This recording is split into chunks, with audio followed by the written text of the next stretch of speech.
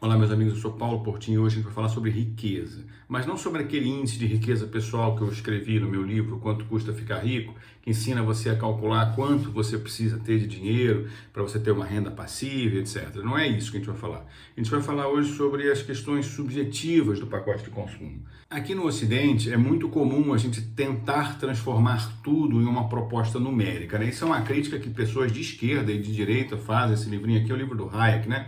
O Hayek é um cara festejadíssimo pelos austríacos, etc., libertários e tudo. E ele, nesse livrinho aqui, que é o discurso do prêmio Nobel dele, faz uma crítica direta a essa tendência que o Ocidente tem a ser obrigado a matematizar, a transformar tudo em número para que faça sentido. O que a gente vai tratar hoje aqui é dessa parte subjetiva, que é o que faz a gente extrair de um pacote de consumo felicidade, satisfação ou frustração.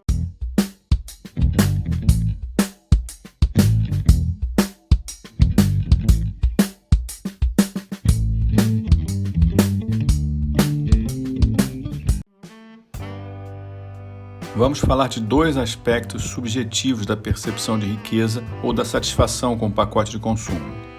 O primeiro aspecto é a vizinhança de significados. A vizinhança de significados é o valor relativo que damos a diferentes pacotes de consumo possíveis. O segundo aspecto é a relação risco-retorno do pacote de consumo. A relação risco-retorno do pacote de consumo é a raridade e a dificuldade para atingir o objetivo desejado na relação de consumo. Como exemplo, a vizinhança de significado seria torcer para o Botafogo, em vez de torcer para o Flamengo, para o Cruzeiro ou para ninguém. E a relação risco-retorno do pacote de consumo, sendo que você torce pelo Botafogo, seria a diferença de satisfação entre ganhar a Série B do Brasileirão ou ser campeão mundial interclubes. Esse vídeo é baseado no subcapítulo 11.2, A Ilusão da Riqueza, do livro Tudo é Impossível, Portanto Deus Existe. Eu vou começar dando um exemplo para quem assistiu a série Billions. Vai lembrar que o Bob Axelrod é o vilão da história, apesar da história ter, no meu entendimento, vários vilões, né? Teve um episódio, não lembro exatamente o contexto, ele precisou jantar com uma mulher, né? Ele queria convidar a mulher para jantar, não lembro exatamente o contexto, e aí ele, para marcar o jantar, ele ligou para um chefe de restaurante, que é um restaurante dentro de um cara premiadíssimo e tal, um restaurante dentro de uma ilha, o sujeito tem meses, às vezes até anos de fila de espera, dependendo do dia que você quer e tal. E ele ligou pro cara, ele falou, eu vou chegar aí tal hora, não é nem assim, marca para depois, não, tal hora, você vai fazer a comida tal para mim, a comida tal para a moça, você vai botar um vinho, sei lá, 1967 para nós. Depois disso ele mandou um carro buscar a moça em casa, o carro levou ela para um heliporto distante, do heliporto pegou ela, levou ela de helicóptero para dentro do restaurante, que era numa ilha. O cara fez a mesma coisa, ele foi de carro para um helicóptero, para um heliporto, pegou um helicóptero e foi para a ilha, chegou lá. A minha lembrança é que ele pouco usufruiu daquilo, ele comeu pouco, tinha um outro compromisso, acabou saindo, se não me engano ele falou para a mulher, olha, já está tudo pago, é o melhor restaurante, não sei o que, você continua mais um tempo aí, toma esse vinho, que é um vinho muito bom, e foi embora.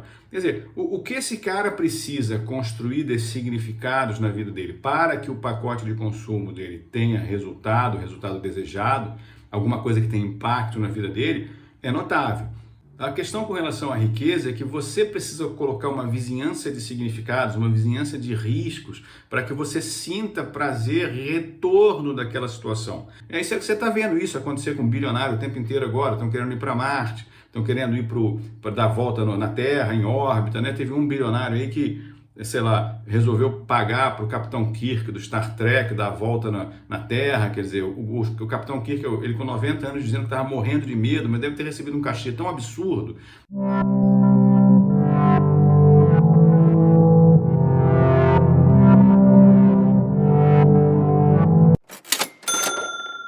Né? E de repente é um sonho de infância do bilionáriozinho nerd lá de ir para o espaço com o Capitão Kirk. Quer dizer, o cara vai tentando criar um monte de significados para que o pacote de consumo dele tenha o resultado e o retorno que compense ele gastar aqueles milhões ou bilhões de dólares. Vou dar um outro exemplo para ficar mais claro para vocês entenderem, uma coisa que está mais próxima da nossa realidade e não da realidade do bilionário. Eu tenho uma proximidade muito grande, eu e meu filho de 8 anos, com o Flamengo. Meu filho começou a se interessar pelo Flamengo em 2019, né? O primeiro jogo que ele foi ao Maracanã foi um 6-1 contra o Goiás, foi a estreia do Jorge Jesus no Maracanã. Quer dizer, então ele teve uma história muito legal, muito bonita em 2019, a gente comemorou o título em 2020, ele lembra claramente disso, e hoje ele tem apenas 8 aninhos, né, e continua muito interessado.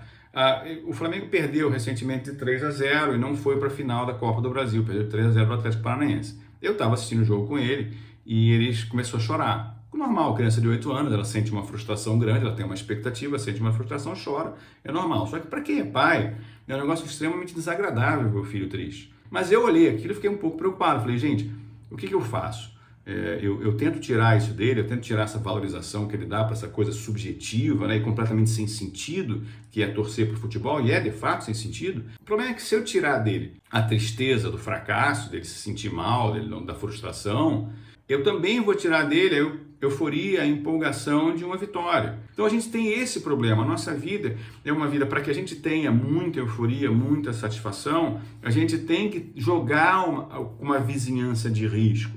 No meu livro Tudo é Impossível, Deus Existe, pessoal, tem um subcapítulo onde eu trato disso, dessa questão de como é que a gente vê a subjetividade da riqueza, né, do seu pacote de consumo. Por que eu precisei escrever isso? Como é um livro para construir uma ideia de que Deus existe racional, eu precisei explicar para as pessoas o que é uma visão subjetiva da riqueza, que é uma visão semelhante à visão que as filosofias perenes, não só o catolicismo, mas várias outras têm a respeito da riqueza material, a respeito daquela riqueza medida em números, né? Eu propus ali num subcapítulo do capítulo 11, que eu chamo de A Ilusão da Riqueza, um experimento onde você vai ter contato, nós somos os pesquisadores, tem 10, 20 mil pessoas que a gente pesquisa, o cara tem, sei lá, um nanochip, um microchip dentro do sangue dele e está me passando informações simultaneamente com o que está acontecendo lá dentro. Então a gente consegue ver o que está acontecendo dentro da estrutura bioquímica das pessoas, né? Tem aumento hormonal, uma adrenalina, uma serotonina, etc. Quer dizer, a gente aqui, o pesquisador, a gente tem os dados sobre milhares de pessoas, o que acontece materialmente com a felicidade delas, né? Ou com a tristeza, ou com a fome, ou o que for. A gente tem acesso à parte mecânica, a gente tem acesso à parte materialista da felicidade, da tristeza, etc. Mas a gente não tem acesso à parte idealista, que é aquele significado que eu construo dentro da minha cabeça. Então, a gente está vendo lá, a gente identificou, por exemplo, uma pessoa que teve um pico de felicidade, aparentemente, o cara aparentemente conseguiu alguma coisa importante e manteve esse pico por alguns meses. O que aconteceu para aquela pessoa se sentir assim? Né? Você já deve ter passado por algumas experiências em que as pessoas têm isso, um pico de euforia que se mantém por algum tempo. Né? Eu já vi acontecer isso várias vezes. Um exemplo que eu tenho de uma pessoa razoavelmente pobre que trabalhou comigo numa franqueadora de oficinas. Né? Esse cara ele é mecânico, trabalhava como lanterneiro, etc., na oficina, e o sonho dele era comprar um carro. Aí ele juntou dinheiro por algum tempo e comprou um Chevette, né? Quando eu cheguei lá na oficina, ele estava com o Chevetinho dele. O Chevette, galera, não é nem um Monza, não, um Chevette, né? Isso é 2001, tá, 99, 2000.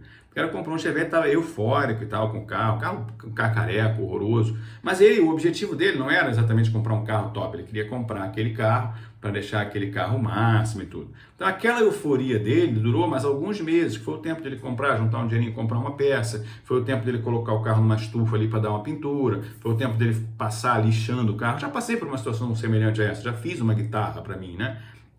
Eu também comprei uma guitarra que eu quis reformar, como essa Gibson Les Paul 1976, quer dizer, a gente tem essas coisas, é normal, você fica com uma satisfação, você passa 3, 4, 5 meses tocando nessa guitarra com uma enorme satisfação, uma guitarra de 45 anos e tal, porque as coisas têm significado para mim, assim como tem significado para ele. Então esse cara manteve alguns meses aquela euforia de trabalhar no chevetinho dele, e depois que o chevetinho estava pronto, com aquele barulho horroroso, ronco do motor horroroso, ele foi lá curtir a vida dele. Então ele passou alguns meses numa satisfação enorme, né?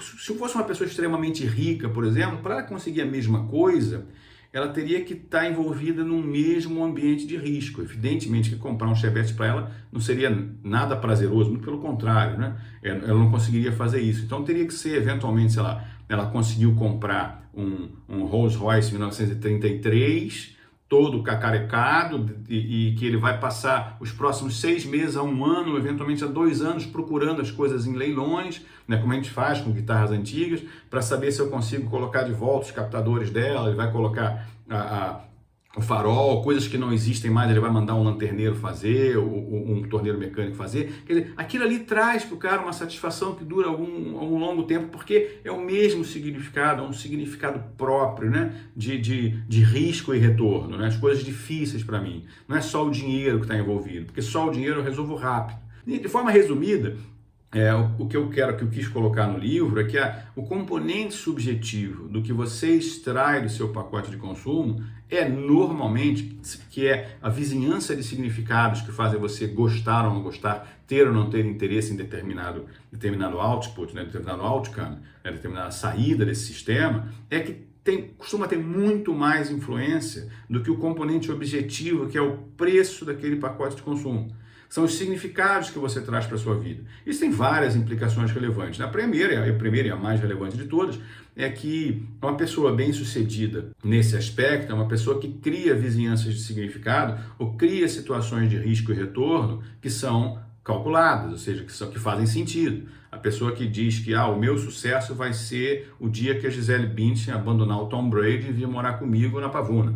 Quer dizer, a pessoa que transforma isso numa realidade, né, num desejo real, essa pessoa tem uma tendência a passar a vida inteira sem conseguir extrair benefício nenhum a respeito disso, porque é uma relação de risco infinito, não faz nenhum sentido e nem deveria fazer sentido. Né? Então, se a gente se modificar, se a gente começar a modificar a nossa forma de perceber as coisas, a tendência é que a gente encaixando a nossa realidade, as pessoas funcionais são assim, né? A gente encaixa a nossa vizinhança de risco, a nossa vizinhança de significados em coisas que a gente pode atingir, a gente pode ter uma vida muito melhor, ainda que o meu pacote de consumo não seja um pacote de 50 mil reais por mês, seja um pacote de 6 mil reais por mês, de 2 ou de 3, etc. As pessoas fazem isso já naturalmente. Mas aqui no Ocidente a gente tem uma visão de valorizar e prestigiar apenas o que é medido e cada vez maior e cada vez mais pecuniário, quando na verdade, na prática, o que a gente extrai de um pacote de consumo é muito mais a vizinhança de significados que gera esse valor, né? A pessoa que, para terminar aqui, a pessoa que gosta de vinho, etc., sabe que quando você começa a se interessar por vinho, né, que você tenha muito dinheiro, para você não faz diferença um vinho de 30 reais e um vinho de 3 mil dólares, de 5 mil dólares, né? Para você entender essa diferença, e se é que isso faz sentido, tá, gente? Se é que faz sentido, em alguns casos, né? Para você entender essa diferença de 30 para 5 mil dólares, são, às vezes, 2 anos, às vezes 3 anos, às vezes 10 anos de experiência. Não é muito diferente da dificuldade de entender, um músico entender uma diferença de uma guitarra de 600 reais para uma guitarra de 6 mil dólares.